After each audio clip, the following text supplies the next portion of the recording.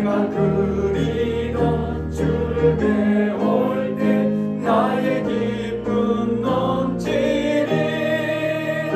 열린 천국문 내가 들어가 세상 짐을 내려놓고 빛난 멸류관 받아 쓰고서 주와 함께 길이 살리.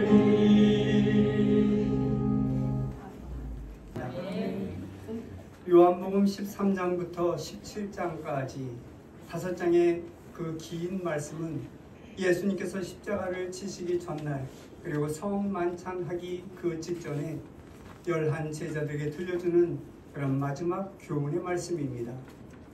그러므로 이 말씀은 예수님께서 11 제자에게 들려주시는 어쩌면 유언과 같은 그런 말씀이기도 합니다. 물론 십자가 위에서 하신 말씀이 있기는 하지만 그 말씀은 사도 요한만 들은 말씀이었다는 것을 생각해 보면 지금 이 긴 말씀은 11 제자들에게 들려주는 마지막 유언의 말씀이 되는 것입니다. 그런데 예수님께서 하시는 말씀을 다 종합해 보면 예수님께서는 곧 떠나시겠다는 그 말씀을 계속해서 말씀하고 있는 것을 보게 됩니다. 그래서 내가 떠나는 것이 유익하다. 조금 있으면 나를 보지 못하게 될 것이다. 그렇게 말씀을 하고 있는 것을 보게 됩니다. 그렇게 어디론가 가시겠다는 말씀을 계속하고 있는 것을 보게 됩니다. 그렇게 말씀하실 때 제자들의 마음속에는 아마 2가지를 생각하고 있었을 것입니다. 그 첫 번째는 구약 성경에 기록되어져 있는 대로 엘리야와 같이 에녹과 같이 이 11 제자가 보는 가운데 하늘로 승천하게 되는 것이 아닌가 하는 그런 생각을 하게 되었을 것입니다. 그렇다면 예수님께서 그렇게 승천하시게 된다면 그러면 우리는 어떻게 되는가? 그러면 우리는 어떻게 될 것인가? 하는 근심 또한 마음 한켠에 가지고 있는 것을 볼 수 있습니다. 그런가 하면 2번째 생각은 예수님께서는 자꾸만 고난에 대하여 말씀하고 있고 내가 고난을 당할 것이라고 그렇게 말씀하고 있는데 도대체 어떤 고난을 어떻게 당할 것인가? 그것을 깊이 생각하게 되었다는 것입니다. 만약 예수님께서 그렇게 고난을 당한다면 그렇다면 우리는 또 어떻게 될 것인가? 우리는 예수님으로 인하여 또 고난을 당하는 것이 아닌가? 그런 염려와 그런 어두운 마음으로 참으로 그 심령을 가로덮고 있는 것을 보게 됩니다. 당시 여러 가지 상황을 미뤄볼 때 제자들의 마음은 불안할 수밖에 없었습니다. 그리고 착잡하기 짝이 없었을 것입니다. 왜냐하면 그것이 먼저 유월절이었기 때문에 그렇습니다. 지금 예루살렘은 유월절을 맞이했습니다. 그래서 많은 사람들이 이 예루살렘으로 모여들었습니다. 그 작은 예루살렘, 그 예루살렘에 60만, 70만 명이 모여들었다고 한번 생각해 보십시오. 엄청난 인파입니다. 그런데 그 인파들이 생각을 이렇게 생각했습니다. 예수님께서 그동안 행한 이적이 있지 않는가? 예수님께서 그동안 행한 많은 기적들이 있지 않는가? 그러므로 이번 이 유월절은 아주 특별한 유월절이 되고 말 거야 하는 그런 생각, 그런 기대감이 그들에게 있었다는 것입니다. 다시 말씀드린다면 정치적인 기대감이 그들의 마음을 사로잡고 있었습니다. 마침내 예수님께서 이 로마의 정권을 뒤엎어버리고 그리고 로마의 군사들을 다 내쫓아버리고 여호와같이 그 간사한 헤롯 왕을 쫓아버리고 이제는 이 다윗 왕과 솔로몬 왕이 통치하였던 그 옛날 그 아름다운 왕국을 건설하지 아니할까? 그런 기대감이 이 이스라엘 사람들에게 있었다는 것입니다. 특별히 예수님을 가까이 한 그 제자들의 마음은 더욱더 그랬습니다. 그래서 우리가 아시는 대로 예수님이 왕 위에 앉으시면 누가 그 우편에 앉을 것인가? 누가 그 좌편에 앉을 것인가? 다툼을 벌였던 것을 보게 됩니다. 메시아 왕국에 대한 정치적인 대망, 그 대망이 크게 이루고 있었던 것을 볼 수 있습니다. 그와 같이 들뜬 분위기가 제자들의 마음을 심각하게 만들었고 그로 인하여 제자들의 마음이 어둡게 깔려 있었던 것입니다.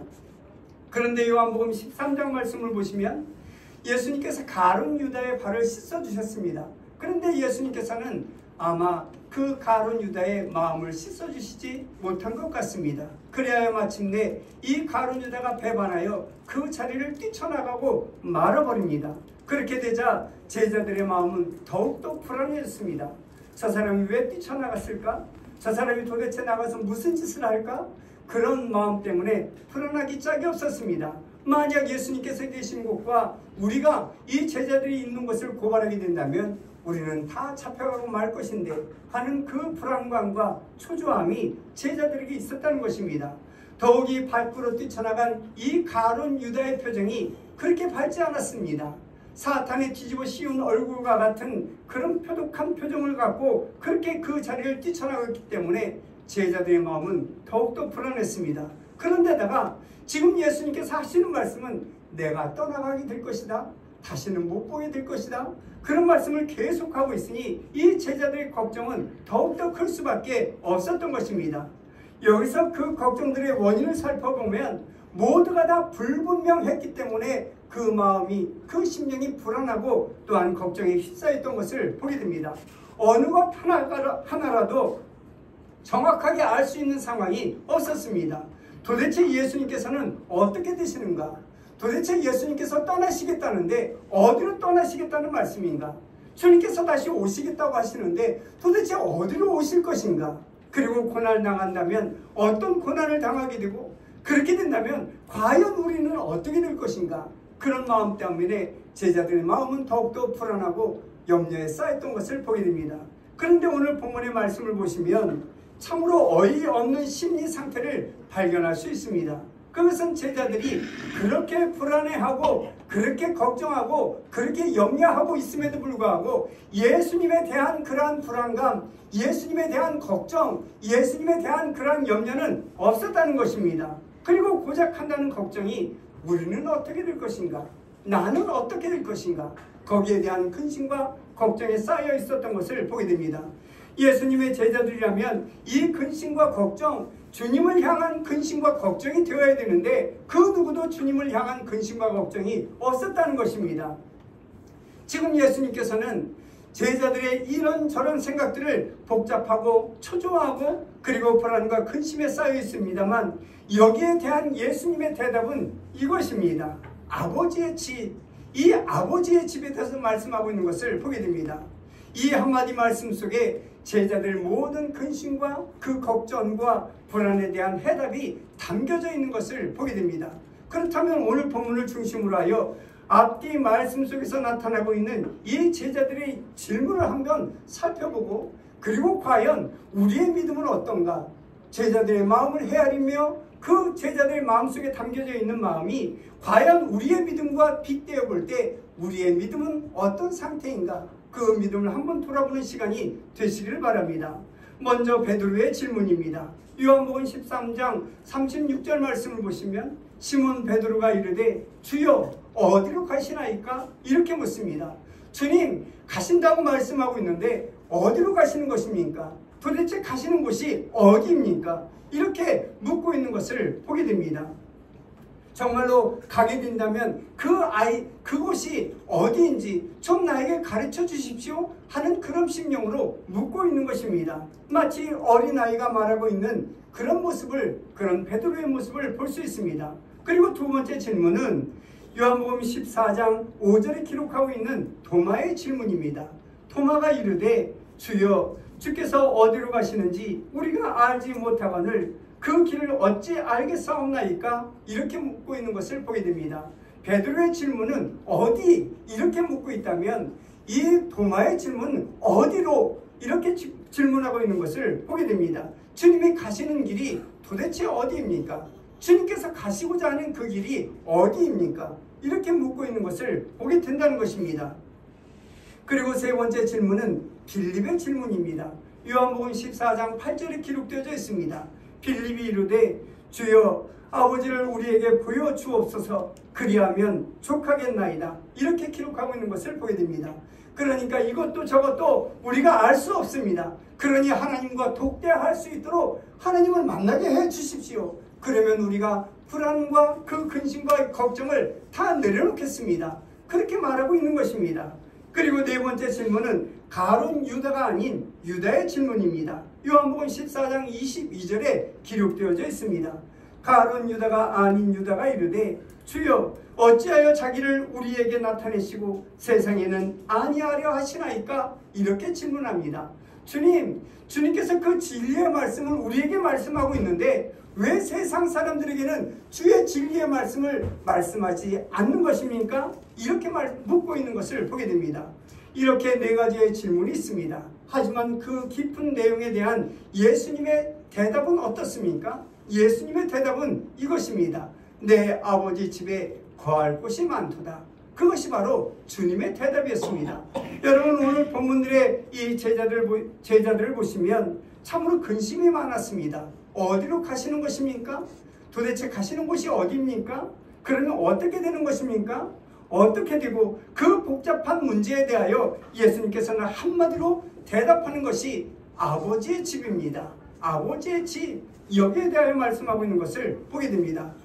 우리는 오늘 본문에서 제자들의 질문에 대한 예수님의 답변을 세 가지로 요약해 볼 수가 있습니다. 그 첫 번째 답변이 이것입니다. 나를 믿으라. 이것입니다. 오늘 보면 1절에 기록되어져 있는 말씀입니다. 너희는 마음에 근심하지 말라. 하나님을 믿으니 또 나를 믿으라. 그것이 예수님의 답변인 것입니다. 이 답변을 들을 때 제자들은 어떤 심령이었고 어떤 마음으로 그 주님의 말씀을 들었습니까? 여러분, 정말로 믿음이 없을 때, 우리의 믿음이 나약해질 때 우리의 심령에는 근심이 밀려오고 걱정이 밀려오게 되는 것을 보게 됩니다. 우리는 걱정거리를 어떤 문제 자체에 있다고 생각하지만 성경은 그 말씀은 사건 자체에 있는 것이 아니라 우리의 믿음에 있다고 성경은 계속적으로 말씀하고 있습니다.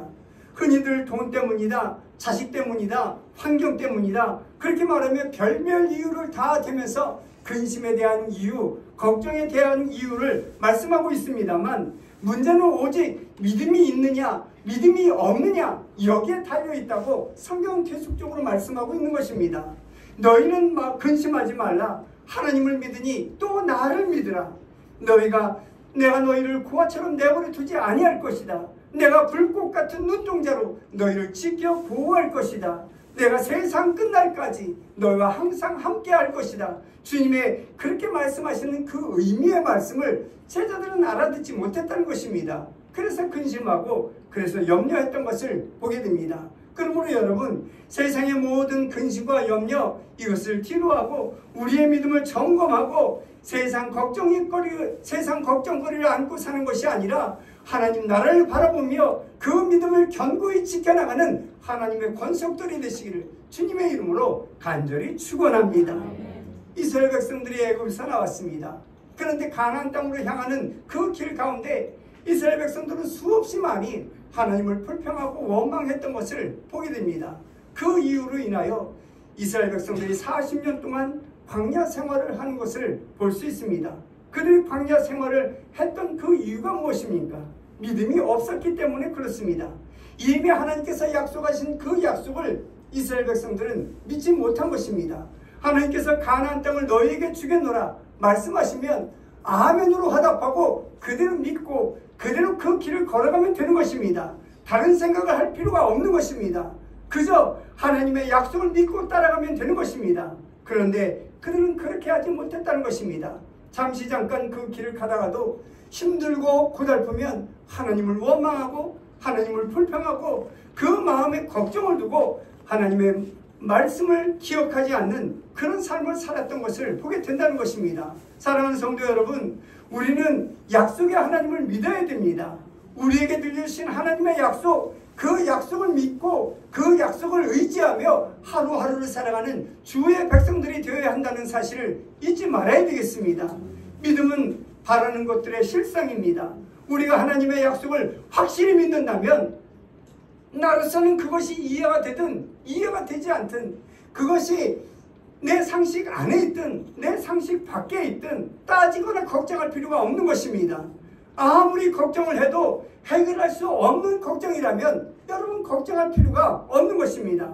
그것들을 붙잡고 살다 보면 오히려 내 심령이 더 무거워지게 되고 근심은 더 쌓이게 되고 정상적인 생활을 할 수 없게 되는 것입니다. 그러므로 우리가 기억해야 할 것은 무슨 일을 하든 밤에 잠을 못 잘 만큼 걱정을 해서는 안 된다는 것입니다. 걱정도 적응도껏 해야 하는 것입니다. 사랑하는 자에게 잠을 주신다고 하셨는데 잠을 소원해 보면서까지 마음에 근심과 걱정을 가져서는 안 된다는 것입니다. 거기다가 건강을 해친 만큼 걱정을 하고 정신을 못 차릴 만큼 걱정을 하고 있다면 도대체 그 믿음은 어디에 있느냐? 지금 주님께서 묻고 있는 것입니다. 너희가 그렇게 근심하며 걱정하며 살아가고 있다면 그 도대체 그 믿음은 어디에서 찾아볼 수 있느냐고 지금 주님께서 말씀하고 있는 것입니다. 우리는 물 위로 걸어오는 베드로가 바람을 보고 무서워하여 물속에 빠진 것을 기억하고 있습니다. 그때 주님께서 하신 말씀이 이것입니다. 믿음이 작은 자여 왜 의심하느냐? 정말로 이 말씀을 우리는 가슴에 새겨야 되겠습니다. 이 말씀은 무선 경고의 말씀이기도 합니다. 믿음이 적은 자여 왜 의심하느냐? 그런데 지금 그 제자들은 아직도 믿음이 불안한 가운데 흔들거리고 있는 것을 보게 됩니다. 죽은 자를 살리신 것도 보았고, 그리고 바다를 잔잔하게 만드신 것도 보았고, 그리고 보리떡 5개와 물고기 2마리로 5,000명을 먹고 남은 그 역사도 보았고, 그리고 문둥병을 걸린 사람, 나면서부터 소경된 사람, 그 사람들을 고치는 것도 직접 목도하였습니다. 그렇게 많은 것을 체험하였다면 이제는 믿을 만도 한데 믿지 못하는 그 제자들을 보면서 지금 그런 말씀을 하고 있는 것을 보게 됩니다. 그것은 하나님의 전능이 나타나지 않아서가 아닙니다. 하나님의 전능이 나타났지만 그것을 믿지 못하는 사람이기 때문에 그렇게 되는 것입니다. 뿐만 아니라 하나님의 지혜와 사랑도 마찬가지입니다. 그것도 다 믿은 다음에야 근심이 머물 자리가 없게 되는 것입니다. 여러분, 근심이라는 것은 언제나 내 믿음이 떨어질 때, 내 믿음이 연약해질 때 그 근심이 나의 심령에 자리 잡게 되는 것입니다. 내 믿음이 연약해지면 근심이 밀려오게 됩니다. 내 믿음이 신앙과 믿음이 떨어지게 되면 근심과 걱정과 불안과 초조함이 밀려오게 되는 것입니다. 그런데 여러분, 내 믿음이 강건해지고 내 믿음이 하나님 오시기에 정말로 강건한 믿음이라면 근심과 걱정이 내 심령 안에서 다 사라지게 되는 것입니다. 그러므로 내 믿음이 약할 때 생기는 그 부산물이 바로 근심과 걱정이라는 사실을 기억해야 할 것입니다. 예수님께서 말씀하십니다. 너희는 마음에 근심하지 말라. 하나님을 믿으니 또 나를 믿으라. 이렇게 말씀하고 있습니다. 여러분, 큰 믿음을 소유하는 하나님의 사람들이 되시기를 주님의 이름으로 간절히 축원합니다. 큰 믿음을 소유하셔서 모든 근심과 걱정을 다 밀어내고 온전한 믿음과 온전한 신앙으로 하나님을 기쁘시게 해드리는 하나님의 사람, 예인의 모든 성도들이 되시기를 주님의 이름으로 간절히 축원합니다. 그리고 두 번째, 예수님의 그 대답은 거처, 즉 처소를 예배하러 간다, 이 말씀입니다. 그러니까 오늘 이 사건이 끝나는 것이 아니라 다음 사건이 또 있다는 것을 의미하는 것입니다. 우리가 생각할 때는 모든 것이 다 끝났다, 모든 것이 다 종료되었다, 그렇게 생각된다면 실망과 좌절의 삶을 살아갈 수밖에 없는 것입니다. 그러나 오늘 본문의 말씀은 이 다음이 끝나면 또 다른 사건이 있게 될 것이라고 말씀하고 있습니다. 그러므로 결코 절망할 것이 아닙니다. 분명 더 넓은 세계가 우리 앞에 펼쳐지게 될 것이고, 분명 더 큰 하나님의 역사가 우리 앞에 펼쳐질 것을 목도하게 될 것입니다. 그 하나님의 역사와 그 크신 은혜를 다시 한번 누리며 살아가는 하나님의 사람들이 되게 될 것입니다. 그러므로 우리의 심령에 근심하지 말라. 하나님을 믿으니 또 나를 믿으라고 말씀하고 있는 것입니다. 그리고 여기에서 이 처소를 예배하러 간다는 이 말씀은 공간적으로 생각할 수도 있습니다만 그것은 질적인 문제와 시간적인 문제로 생각할 수도 있습니다. 다시 말씀드린다면 이것은 예수님께서 십자가를 지는 사건을 의미하고 있는 것입니다. 예수님께서 십자가를 지심으로 비로소 우리가 하나님의 나라를 갈 수 있는 의의 사람이 되게 되고, 또한 예수님의 십자가를 지심으로 말미암아 우리가 구원에 이르게 되고, 또한 우리를 위하여 승천하시고, 또한 우리를 위하여 다시 영접하러 이 땅에 오시겠다고 주님께서 약속하고 있는 것을 보게 된다는 것입니다. 특별히 오늘 본문에 내 아버지 집이라고 말씀하고 있습니다. 바로 천국입니다. 아버지 집. 이 아버지 집이 어떤 집입니까? 아버지 하나님의 집입니다. 아버지 하나님을 모시고 하나님의 자녀들이 그 하나님 주위에 둘러앉아서 은혜로운 질서와 사랑을 나누는 그 분위기가 바로 아버지의 집이 아니겠습니까? 그리고 내 아버지 집은 곧 내 집임을 의미하고 있습니다. 이 집은 천막이 아닙니다. 사도 바울은 고린도후서 5장 1절에 이렇게 말씀하고 있습니다. 만일 땅에 있는 우리의 장막집이 무너지면 하나님께서 지으신 집 곧 손으로 지은 것이 아니요 하늘에 있는 영원한 집이 우리에게 있는 줄 아느니라 이렇게 말씀하고 있습니다. 여러분, 우리가 짓는 집은 수리도 하고 또한 그 집을 참으로 무너졌을 때 고치기도 하고 그렇게 하면서 사는 것을 보게 됩니다. 그 집은 이 세상의 집인 것입니다. 그러므로 이 세상의 것은 아무리 좋다 할지라도 잠깐 있는 집이고 임시적인 집이라는 사실입니다. 뿐만 아니라 우리의 육체의 집도 마찬가지입니다. 우리의 육체의 집도 마치 천막과 같은 것이라서 때로는 질고로 인하여 찢어지기도 하고 때로는 깊기도 하고 때로는 고치기도 하며 그렇게 살아가고 있지 않습니까? 그러다가 결국 우리는 하나님 앞에 서게 되는 것입니다. 그러기에 하나님의 집인 것입니다. 거기에 사랑의 질서가 있고 영원한 행복이 있음을 우리는 잊지 말아야 되겠습니다. 여러분, 이 땅의 것은 끝남으로 하나님 나라가 있는 것이 아닙니다. 우리가 모든 것이 끝난 이후에 하나님 나라가 있는 것이 아니라는 것입니다. 하나님 나라의 그 질서의 그림자를 보여준 것이 바로 이 땅입니다. 그 천국이 본체이고 이 땅은 그림자이고 이 땅은 임시적이라는 사실을 우리는 잊지 말아야 하는 것입니다. 예루살렘 성전을 두고 생각해도 그렇습니다.